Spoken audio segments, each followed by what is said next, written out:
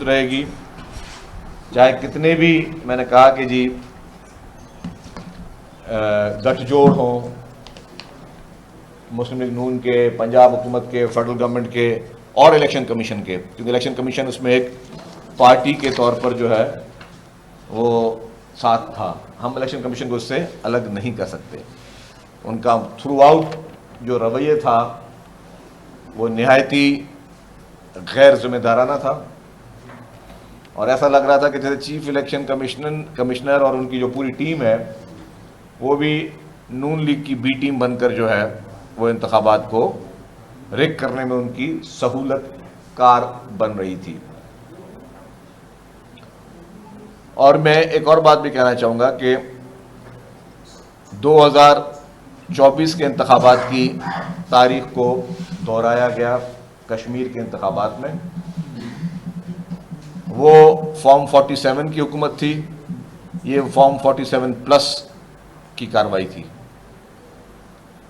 Form 47 plus में इसलिए कह रहा हूँ कि वो फॉर्म 47 की हुकूमत जो कि पंजाब में और वफाक में इस वक्त हुकूमत कर रही है, एक तो खुद मैंने पहले भी कहा कि वो खैराती मैंडेट के ज़रिए वो इक़्तिदार पे आए और उसी की रवायत को बरकरार रखते हुए माजी से नहीं सीखे, उन्होंने उससे बढ़ चढ़ कर जो है वो उन्होंने कार्रवाइयाँ की। और उसकी मैं जो बातें कह रहा हूँ ये सिर्फ एक फ्लोटिंग स्टेटमेंट्स नहीं है, मैं अपनी हर एक चीज़ को की दलील भी सामने पेश करूँगा।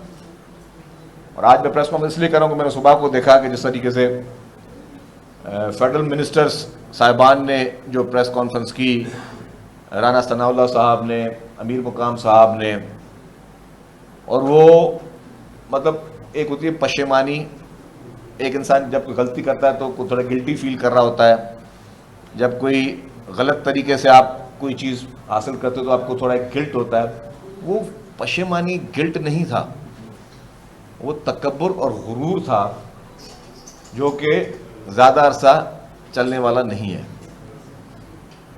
कि आप एक कहते हैं जी एक चोरी ऊपर से सीना जोरी, आप एक गलत काम करो, आप मैंडेट पे डाका मारो, किस तरीके से इंतखाबात हुए मतलब बच्चे बच्चे को पता है। और सारी हमें कल इस्लामाबाद की मीडिया भी नज़र आई, मीडिया के लोग भी नज़र आए, और सब लोगों ने सबको विटनेस थे कि जो जिस तरीके से जो है वो उन्होंने वहाँ पे कार्रवाइयाँ की हैं।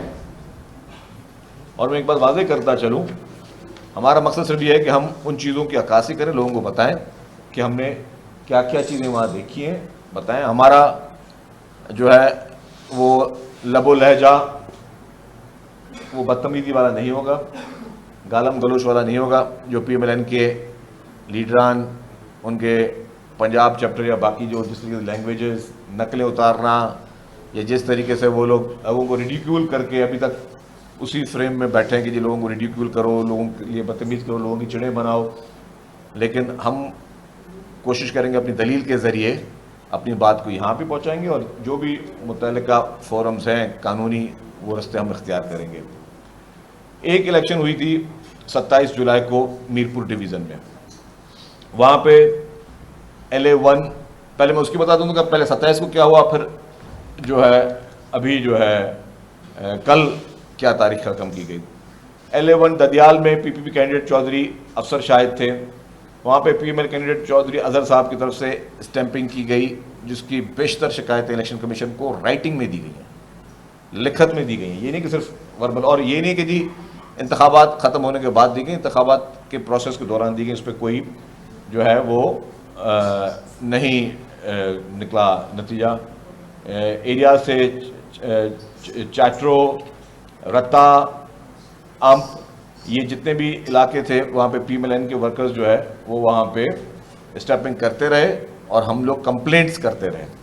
फिर LA5 Barnala district Bhimber PP candidate Chaudhry Parvez Ashraf साहब थे, उसके मुकाबले में नून लीग के कैंडिडेट कर्नल वकार नूर थे, वो वहाँ पे स्टैंपिंग करते रहे। एरिया थे Bangali, Hazari and town committee Barnala, वहाँ पे भी हमने कंप्लेंट्स करते रहे, इलेक्शन कमीशन को बताते रहे, वहाँ पे भी कोई जो है खालिसन कोई हमें नहीं मिलता रहा। इस तरह चौधरी यासीन साहब के हलके में चौधरी साहब से मैं गुजारिश करूँगा पहले वो बता दें कि जो उनके हलके में हुआ मीरपुर में, और फिर मैं आपको बाकी चीज़ों में बताता हूँ। बिस्मिल्लाहिर्रहमानिर्रहीम। मैं चूँकि 2 हल्कों से लड़ रहा था, LA-10 और LA-12 से, तो LA-12 की ये सिचुएशन थी कि सुबह सवेरे जो है हमें शिकायत मिलना शुरू हो गई कि इन्होंने हमारे पोलिंग एजेंटों को जो है वो बंद करके कमरों में बंद कर दिया है और वहाँ जो है वो स्टैंपिंग शुरू की है। अब मैंने personally I call the chief election commissioner, I call the RO, the returning अफसर, I call the district returning अफसर, I call the SSP and DC, सबको मैंने कहा। उन्होंने कहा जी हम सिक्योरिटी में कोई सिक्योरिटी नहीं की। और फिर ये सिलसिला जो है ये रात 3 बजे, सुबह 3 बजे तक ये चलता रहा। पोलिंग स्टेशन उन्होंने जो है वो बंद नहीं किए, और बिल्कुल ये कोई 40 पोलिंग स्टेशन है, ये मेरे पास इसकी है लिस्ट है। 40 पोलिंग स्टेशन ऐसे हैं ये जिसमें जो है वो 85 से लेकर 99% तक जो है वो पोलिंग हुई है, और इसमें जो है वो ये कोई 19,000 वोट डाला गया। और ये सुबह जाके सारे आज़ाद कश्मीर के रिज़ल्ट जो है वो ग़ालिबन रात को जो है वो 12-1 बजे तक आ गए थे। ये वाहिद हल्का था जिसके रिज़ल्ट सुबह जो है वो 6-7 बजे अनाउंस हुए, इसलिए कि वो रात को स्टैंपिंग करते रहे और सुबह जाके अपनी रिटार्निंग अफसर थैले लेके पहुँचे।